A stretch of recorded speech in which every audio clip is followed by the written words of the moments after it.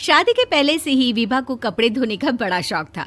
कभी नल के नीचे तो कभी तालाब के पास। अरे मेरी नीली वाली लुंगी नहीं दिख रही है। विभा की अम्मा, कहाँ रखी है लुंगी? अरे वो तो विभा ने परसों ही धोकर रखी थी आपकी अलमारी में, देखो वहीं होगी। वो ना मैंने आज धो दी, मुझे लगा कि गंदी हो गई होगी। अरे कैसे गंदी हो गई थी? उसे तो मैंने पहना भी नहीं। हे भगवान, इस लड़की के कपड़े धोने की आदत से परेशान हो गया हूँ मैं। जितना तो घर में राशन नहीं आता उससे कहीं ज्यादा डिटर्जेंट पाउडर का खर्चा है।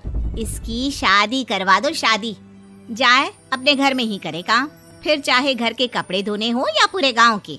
हाँ ठीक बोल रही हो, देखता हूँ मैं कोई लड़का। वो दिन भी आ जाता है जब विभा को देखने लड़के वाले आ जाते हैं। लड़की मुझे अच्छी लगी।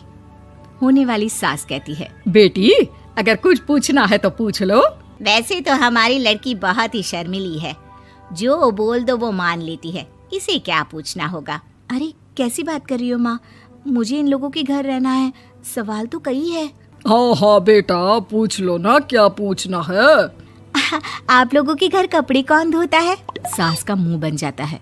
देखो, अगर तुम ये कहना चाहती हो कि तुम्हें कपड़े धोने नहीं आते तो सुन लो, कपड़े मैं ही धोती हूँ, लेकिन तुम्हारे आ जाने के बाद मैं रुमाल तक नहीं धोऊंगी। अरे चुप रहना भाग्यवान, बहू बेचारी घर आई नहीं, उसे डराना शुरू कर दिया। वो क्या है ना बिटिया, अभी तक तो ये कल्लू की माँ ही धोती थी, लेकिन अब तुम्हारे पापा तो दहेज में वॉशिंग मशीन देंगे ही। तभी विभा की माँ बोल पड़ती है, सवाल भी पूछा तो क्या। वैसे भाई साहब, मशीन की तो फिर भी कपड़े धोने की कैपेसिटी होती है। मतलब जो बिटिया दे रहे हैं ना विभा, इसे कपड़े धोने का बहुत शौक है। ये आप लोगों के क्या, आस पड़ोस गांव मोहल्ले सबके कपड़े धो दे और उफ तक ना करे। बाहर देखा नहीं आपने कितने कपड़े सूख रहे हैं? सब हमारी बिटिया ने ही तो धोए हैं। बस भी करो ना माँ, शर्म आ रही इतनी तारीफ सुनकर। और तो और एक दाग निकाल कर दिखाओ तो मान जाऊं। हाँ अच्छा, माफ करना बेटा, मैंने गलत समझा।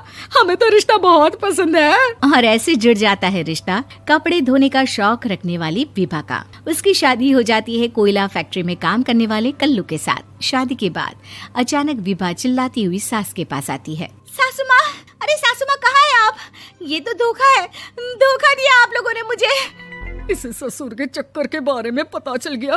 अरे तो उसमें तुझे क्यों धोखा मिला है? अरे नल में पानी नहीं आता, कपड़े कैसे कब धुलेंगे? अच्छा, तू पानी नहीं आ रहा उसकी बात कर रही है। तो आपने क्या सोचा? कुछ नहीं। अच्छा, तेरी माँ ने कहा था कि कपड़े धोने का शौक है तुझे, याद आया मुझे। शौक बोलकर कपड़े धोने वाले मेरे जुनून को कम ना आके सासू माँ, कपड़ा धोना मेरा गुरूर है। तभी पति भी वहाँ आ जाता है। अभी मैंने इसे सनी देओल की फिल्म दिखाई है, उसी के डायलॉग मार रही है माँ। अच्छा सुन, साफ बता रही हूँ, पानी सुबह 4 से 6 और शाम को 10 से 12 आता है, समझी? विभा टाइमिंग सुनकर हैरान हो जाती है। ये क्या भूतों का मोहल्ला है?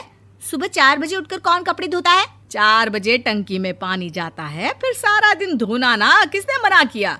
अरे कैसी बात कर रही हैं? 200 लीटर की टंकी में कितने कपड़े धो लूंगी मैं? सुबह ही उठ जाऊंगी मैं। अब क्या था, विभा सुबह 4 से लेकर रात के 12 बजे तक कपड़े ही धोती रहती। एक रोज सास पड़ोस से निकलकर कहीं जा रही होती है कि साथ वाली कहती है, हाँ कल्लू की माँ, जरा ये बताओ कि 2 साड़ी है, 2 ब्लाउज और एक पेटीकोट और एक नाड़े वाला लंबा कच्छा। हाँ तो? अरे तो क्या, कितना लोगी धुलाई ये बताओ। धोबन दिख रहे हैं हम क्या? हमारे पति सरकारी नौकरी से अभी रिटायर हुए हैं और बेटा सुपरवाइजर है कोयला फैक्ट्री में। धोबन समझ रखा है हमें। हाय रे कल्लू की अम्मा, माफ कर दो, वो तो मोहल्ले में यही सब बता रहे थे कि तुमने बहू को कपड़ा धुलवाने के काम में लगा दिया है। सास को पड़ोसन की बात सुनकर गुस्सा आ जाता है। वो घर पहुंचती है जहां घर के बाहर ही इतने सारे कपड़े सूख रहे होते हैं जितने कि किसी धोबन के घर पर। अरे ओ कल्लू की दुल्हन, बाहर निकल। माँ जी यहीं आ जाओ, बाथरूम में चादर धो रहे हैं हम। अरे अभी हम धोते हैं, तुमको बाहर निकलो। ये आस पड़ोस वाले बोल रहे हैं कि हम बहू से कपड़े धुलवा कर उसे कपड़ा धोने वाली बना दिए हैं। अरे छोड़ो ना माँ जी, किन लोगों की बातों में आती हो? आस पास के लोगों का तो काम ही होता है कि वो किसी तरह सास बहू को लड़ा दे। बहू सारे घर के कपड़े धोती है, ये क्या कम है? बोलिए। सास को भी लग जाता है कि वो बहू का ये सनकीपन नहीं छुड़वा सकती, इससे अच्छा है कि खुद ही चुप हो जाए।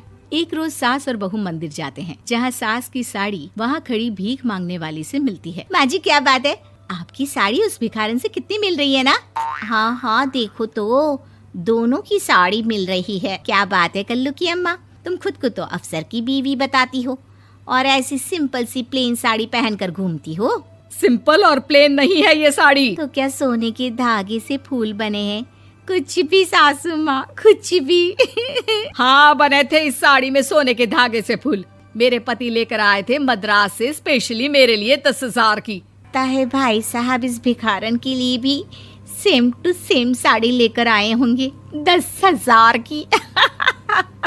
सास उस वक्त तो कुछ नहीं कहती, लेकिन बहू के साथ घर आती है और अलमारी से एल्बम निकाल कर लाती है। ये साड़ी देख रही है, ये वही साड़ी है जिसे मैंने अभी पहना था।